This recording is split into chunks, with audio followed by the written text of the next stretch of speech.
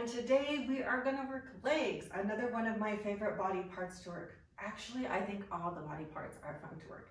But today we're going to do a split stance or a B stance deadlift. So that is a single leg exercise. All the load is going to be on one leg and you're working hamstring and glute.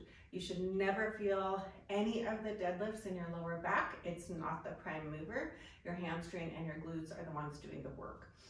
So with the B stance deadlift, aiming between 8-15 repetitions, depending on what your goal is, and 2 to 4 sets is usually a good range to work in for that B stance deadlift. All right, we're going to do the split stance or B stance deadlift. And that is a deadlift where we are keeping all of the load on one leg. So for demonstration purposes, I'm going to have the load on the leg away from you. And we're going to make sure that that foot is directly under the hip. Then we're going to take and we're going to step out our other leg so that the foot's under the hip. But we want that non-loaded leg, we want the toe to be in line with the heel of the leg that's going to carry the load. So that gives you sort of a split stance, but you have weight is on this leg, and then on the back foot, we're going to come up onto the toes. We're just using this leg for some balance. And then we want to make sure the kettlebell, you can use a dumbbell, you can use a barbell, and we're going to place that right in the center of our body. And then we're hinging, right? This is a deadlift. So our loaded leg, we're going to hinge way back. The other hip has to hinge, but we're really not putting any load on this leg. Okay, so core tight, shoulders back. Make sure that the lats are locked. You're going to press through that whole foot of the loaded leg, and then you're going to stand up, pushing the floor away from you. So inhale, and exhale at the top. Push the hips back. You should not feel this in your back at all. You should only feel this in the hamstring and maybe the glute of the working leg. So you really want to press through the heel, press through the toes of that working, the loaded leg. The other foot, this guy, is just there for some balance and stability.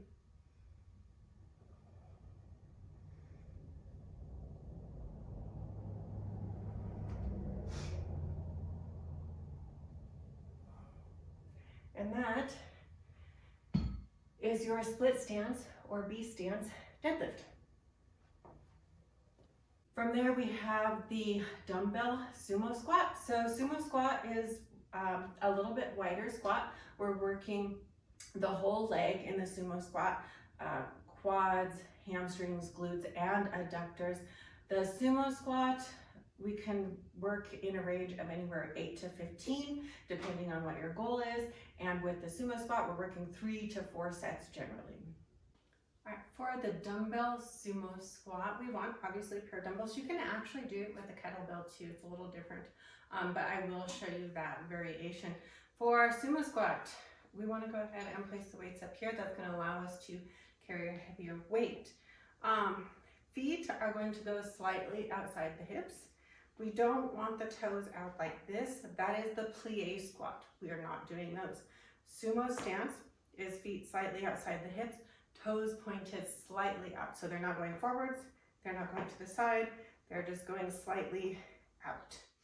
And then a strong core, get your chest upright. You're going to inhale, and then we're going to drop down to our squat stance. So this, we want to bring the thighs to parallel.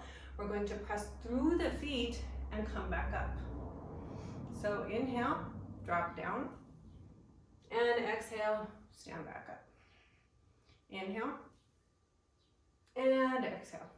So breathing is important. You're keeping the core tight as we are setting up for the squat.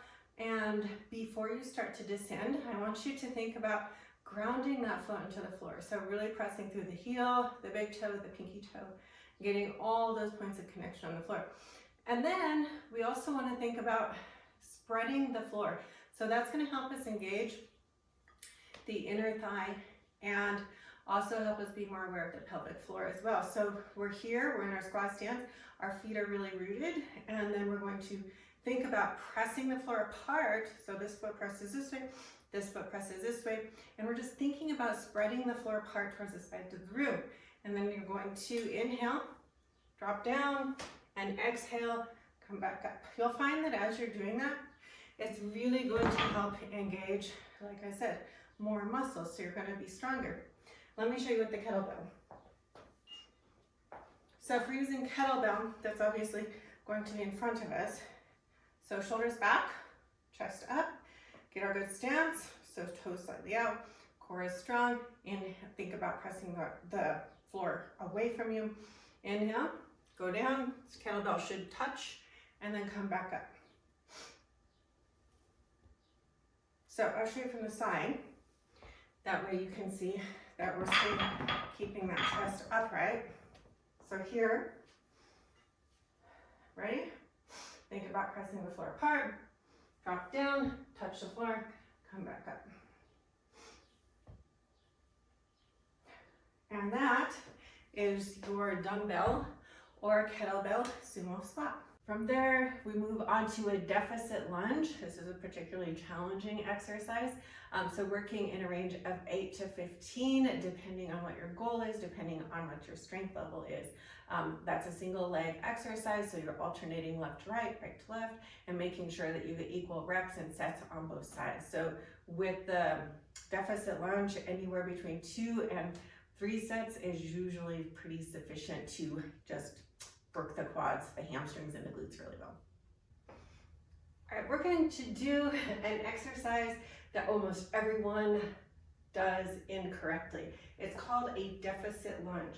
So a deficit means that we are elevating ourselves so that we are creating extra length in the muscle during the exercise. So we put one of our feet onto the step. For this exercise, we're going to do a deficit lunge. So front foot's going to go up onto the step, back foot is going to step back behind us, like we're setting up for a lunge, right? And then we'll make sure hips are square, our torso staying upright. Now, the whole purpose of the deficit is to create additional length. So we're going to take and we're going to bend both our knees, so front knee bends, back knee bends. As we go down, we want to try to touch that back knee to the floor. And then we're going to press through the front foot and come back up. So again here, lower, come back up. Where most people fail to do this exercise correctly is they set up and then they go here. That changes nothing about the lunge because you're not creating the extra length by lowering the back leg all the way to the floor. So you can also do this with dumbbells. Easiest way to learn is have them by your sides, chest up, shoulders back, core is tight. Go ahead and bend both knees, bring that back knee down, press through the front foot, come back up.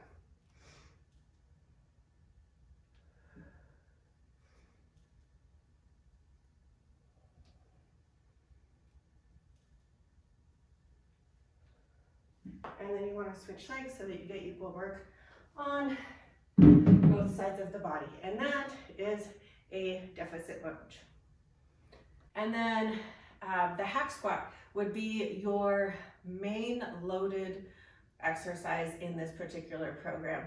So that we want to work anywhere between 4 and 15 repetitions. At 4 repetitions, you are loading it as heavy as you can and really, really challenging yourself. If you're aiming for 15, the load's not going to be as heavy, but you still want to really, really challenge yourself. And as far as sets go, we want to work between probably 3 and I've done sets of 10, but it really depends on what your particular goal is with training your legs. The hack squat is a great machine for building legs. So it can be intimidating and we're going to walk through it. So we want to set up with having our shoulders securely underneath the shoulder pads. And then we're going to walk our feet to where they are just slightly outside the hips, just like we would for a regular squat. Then we want to make sure that our back is against the back pad, that our core is nice and tight, and we feel stable and secure. And then we're going to inhale, make sure our core is really tight, bring those safety bars in, and then we're going to just do a squat. So we can't hinge back, but we're bending the knees, which makes it a little bit more quad focused, right? And as you go back up, you want to exhale. So inhale and exhale. So you should be pressing firmly through both feet, the heel, the toe, the pinky toe. You should feel that your shoulders are pressed firmly into the shoulder pads. Your head should stay back. That way our spine stays neutral. You shouldn't feel this in your knees. If you do, take a step forwards, or maybe you can try widening your feet a little bit. See if that helps at all. And most of all here, we want to feel the load primarily on the quads. Since we have a neutral stance here, you're going to feel it some on the hamstrings. You should feel it some on the glutes, but the load primarily is on the quads. And then when you finished, return to the rack position. And that's it for legs today. I hope you enjoyed the exercise. If you did, go ahead and drop me a comment. Otherwise, like, subscribe, and we'll see you next time.